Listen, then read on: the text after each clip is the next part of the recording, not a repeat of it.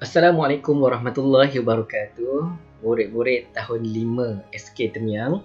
Alhamdulillah hari ini kamu masih lagi bersama dengan Ustaz untuk pelajaran pendidikan Islam, dan bidang yang kita nak bincang adalah tentang bidang akidah.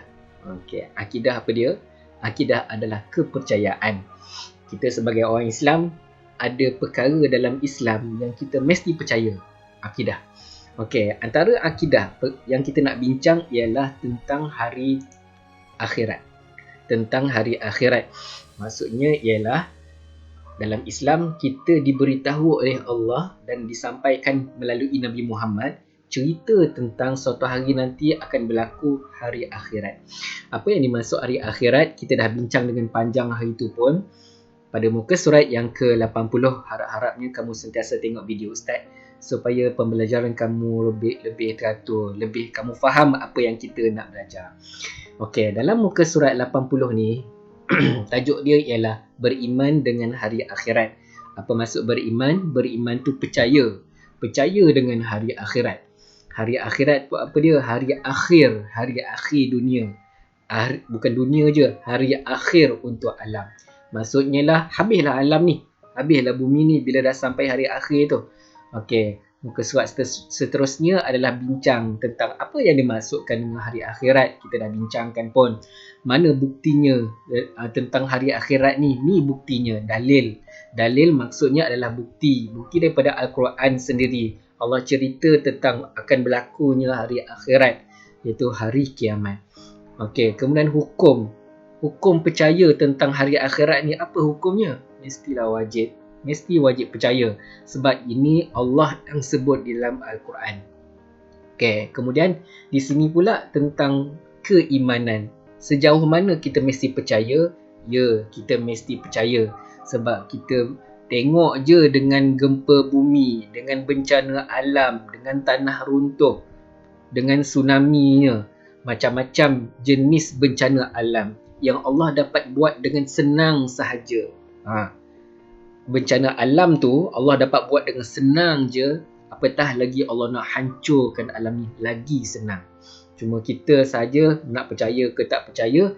Semua bencana tu berlaku dalam pengetahuan kita, ada dalam TV, walaupun kita tak pernah nampak pun dekat depan mata kita, tetapi semua kita boleh tengok dalam TV, kita boleh tengok dalam YouTube, semuanya ada tentang bencana-bencana alam tu. Senang je Allah buat bencana alam tu. Bila semua tu senang je Allah buat, apatah lagi nak hancurkan semua alam ni. Okey, kemudian kita nak bincang pula yang kat sini tentang peringkat alam akhirat.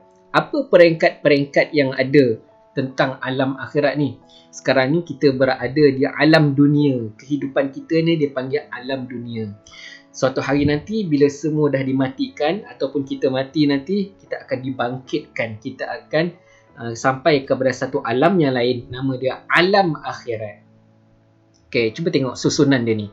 Susunannya dalam muka surat yang ke-83 buku teks. Buku teks, kalau tak dapat buka ada dalam internet, carilah. Okey, seterusnya peringkat-peringkat alam. Ada ikut susunan alam akhirat ni, ada susunan dia. Yang pertama dia sebut sini kehancuran alam. Mula nak capai alam akhirat ni adalah mula dengan hancur dulu. Okey, semua makhluk akan dimatikan dan dihancurkan. Bukan setakat mati, hancur. Tahu? Bukan setakat mati, betul hancur. Sebab kita tengok gempa bumi yang biasa-biasa tu saja. Orang kadang tu ada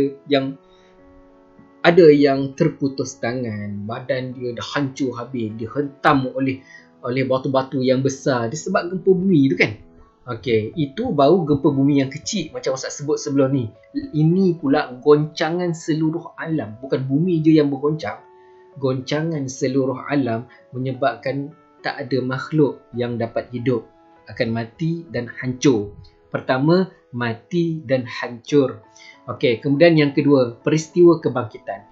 Semua makhluk yang dimati akan dihidupkan semula. Selepas Allah matikan, selepas Allah hancurkan semua makhluk tersebut, Allah hidupkan semula.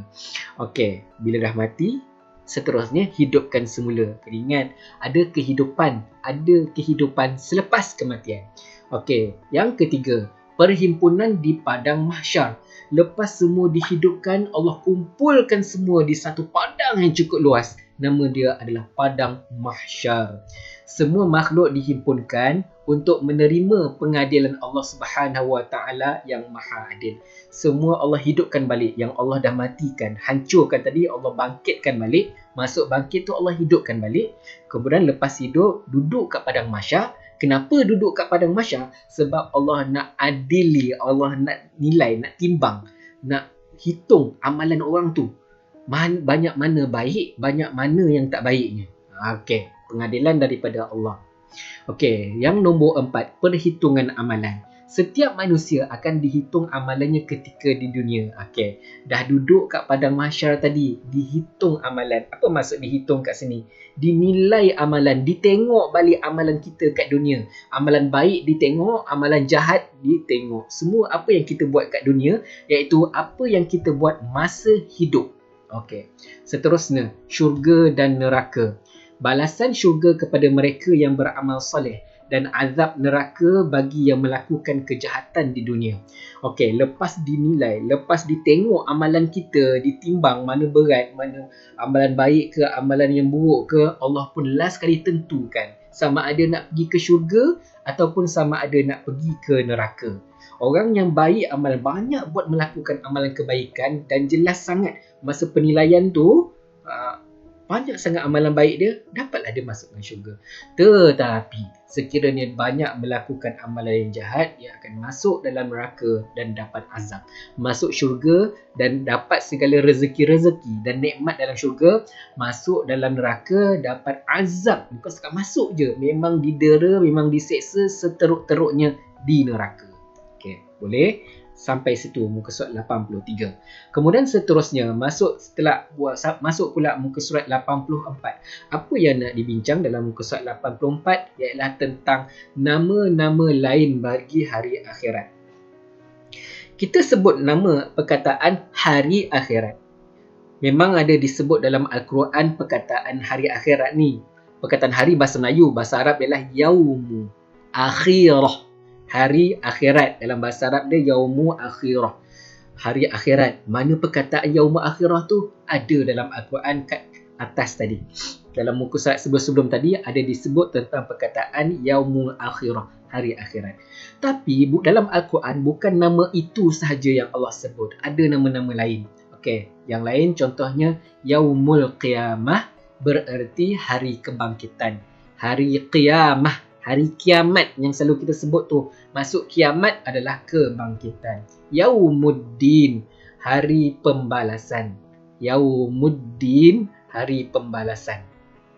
Kemudian seterusnya, yaumul hisab, maksud dia hari perhitungan amalan. Yang seterusnya, yaumul khulud, yang maksudnya hari kehidupan abadi. Seterusnya, yaumul hasyri, yang maksudnya hari berkumpulan makhluk untuk dihisap. Kemudian seterusnya yaumul khuruj, bermaksud hari keluarnya manusia daripada kubur. Ini nama-nama ni semua ada disebut dalam Al-Quran. Kita tengok satu-satu. Hari yaumul qiyamah, hari kebangkitan. Hari kebangkitan. Apa maksud kebangkitan? Bangkit semula daripada mati, maksudnya dihidupkan semula. Yaumuddin, hari pembalasan. Okey, hari kiamat tu maksudnya hari pembalasan, dibalas balik amalan kita. Sama ada amalan baik, Allah akan balas dengan kebaikan. Amalan jahat, Allah akan balas masuk dalam neraka. Kemudian hari yaumul hisab, hari perhitungan amalan, dinilai. Dinilai amalan kita. Apa maksud dinilai? Dikira lah berapa banyak yang baik, berapa banyak yang jahat. Kemudian yaumul khulud, hari kehidupan abadi. Dunia ni yang kita duduk ni hari sekejap aja. Same tempoh masa kiamat, habislah dunia ni. Kemudian masuklah dipanggil hari akhirat. Hari akhirat nanti ada syurga dan neraka. Masuk syurga, kekal lah dalam syurga. Itu maksudnya abadi. Masuk abadi tu apa? Dah masuk dalam syurga, akan kekal je dalam syurga. Dah tak akan berlaku dah kiamat lagi. Last dah tu syurga. Tak ada apa-apa dah selepas tu. Memang kesenangan, kenikmatan yang duduk dalam syurga sampai bila-bila. Kalau dunia ni nampak macam seronok dan sedap, tapi sebenarnya sekejap saja. Okey, kemudian seterusnya, yaumul hasyri, iaitu hari berkumpulan makhluk dihisap. Yaumul Hasyri apa dia? Hari tempat kita berkumpul. Semua makhluk berkumpul untuk dihisap. Apa maksud dihisap? Macam tadilah, dinilai amalan semua makhluk. Manusia daripada zaman Nabi Adam sehingga seterusnya. Siapa orang yang terakhir sebelum kiamat tu nanti. Semua akan dibangkitkan balik, dihidupkan balik. Begitu juga dengan ada juga binatang-binatang yang Allah hidupkan semula pada hari tersebut dengan tujuan supaya sebagai saksi atas apa yang orang atau makhluk buat dekat dia. Seksa lah binatang lagi. Seksa binatang. Jangan ingat dia binatang yang tak ada otak. Last sekali nanti Allah akan nilai juga apa yang kita buat pada binatang. Buat baik ke, buat jahat kepada binatang, Allah akan hidupkan balik sebagai saksi apa yang kita buat nanti. Jaga-jaga. Kemudian seterusnya, tak kisahlah orang tu Islam ke, bukan Islam ke, Allah tetap akan bangkitkan balik nak dinilai amalannya.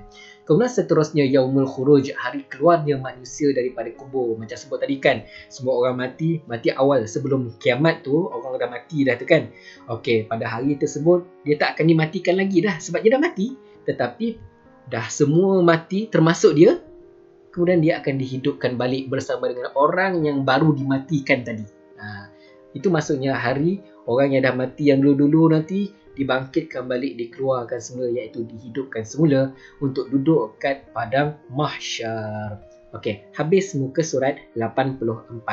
Masuk seterusnya dalam muka surat yang ke-85. Kepentingan beriman dengan hari akhirat. Penting sangat ke kita percaya dengan hari akhirat? Itu jawapan yang ada dalam muka surat ni. Ya, tersangatlah pentingnya. Apa pentingnya kita kena percaya dengan hari akhirat ni? Satu, mendorong manusia melakukan amal soleh untuk mendapatkan ganjaran syurga. Bila kita percaya kepada hari akhirat, jadikan manusia tu sentiasa nak buat amal soleh. Soleh tu dalam bahasa Arab. Bahasa Melayu maksudnya amal yang baik. Sentiasa nak dorong manusia tu buat amal baik supaya nanti dapat ganjaran ke akhirat, syurga. Okey, kemudian seterusnya, menimbulkan rasa gerun untuk melakukan dosa yang boleh mengakibatkan balasan neraka. Jadi bila belajar tentang hari akhirat, percaya kepada hari akhirat, orang tu akan jadi takut sangat-sangat untuk buat dosa, untuk buat maksiat. Sebab takut nanti last kali ke akhirat Allah akan balas balik.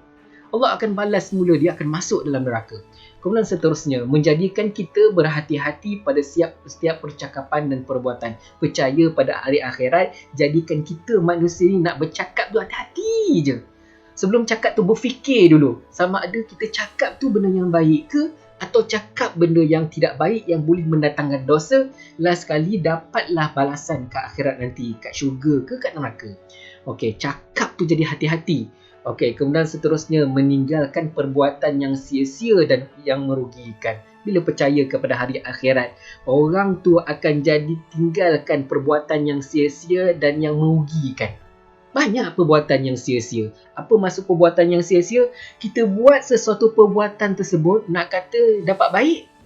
Tak juga. Nak dapat jahat? Kemungkinan dapat jahat. Apa nak bagi contoh?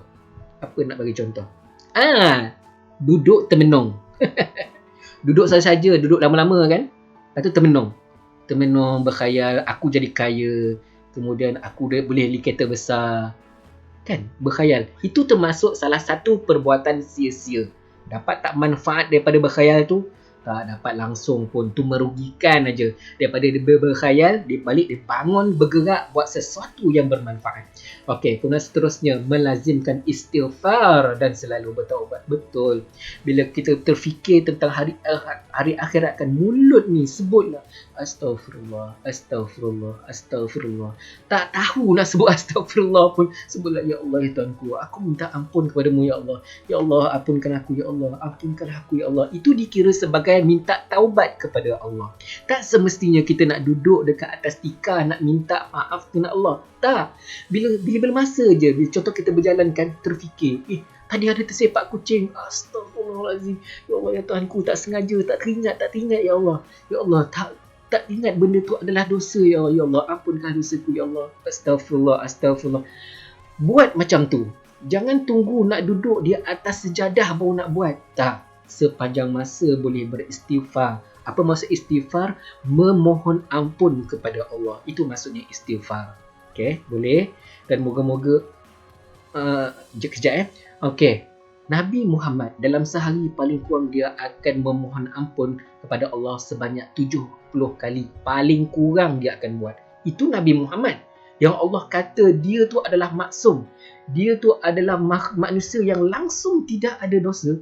Orang yang tak ada dosa minta ampun dengan Allah. Ini kan pula kita yang banyak dosa. Takkan tak nak minta ampun dengan Allah. Lagilah kita sepatutnya mesti minta ampun dengan Allah. Okeylah. Dah panjang dah tu. Bukan nak berceramah, tapi sepatutnya memang inilah yang kamu kena dengar tentang pembelajaran kita hari ini. Kita belajar bukan setakat untuk berjaya dalam pelajaran, tak. Kita belajar sebab kita nak berjaya dalam hidup. Last kali kita dapat pergi ke syurga Allah. Amin, insya-Allah. Setakat tu saja pembelajaran kita hari ini. Wabillahi taufiq wal hidayah. Wassalamualaikum warahmatullahi wabarakatuh.